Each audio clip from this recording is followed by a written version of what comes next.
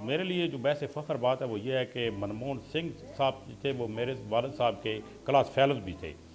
ਜਦੋਂ ਵਜ਼ੀਰ ਆਜ਼ਮ ਬਣੇ ਸਨ ਨਾ ਉਦੋਂ ਜਿੰਨੀ ਖੁਸ਼ੀ ਹੋਈ ਸੀ ਇਸ ਪੂਰੇ ਪਿੰਡ ਨੂੰ, ਜਿਸ ਤਰ੍ਹਾਂ ਖੁਸ਼ੀਆਂ ਮਨਾਈਆਂ ਇਸ ਪਿੰਡ ਨੇ, ਉਸੇ ਤਰ੍ਹਾਂ ਹੀ एक अफसरदगी का समा सी।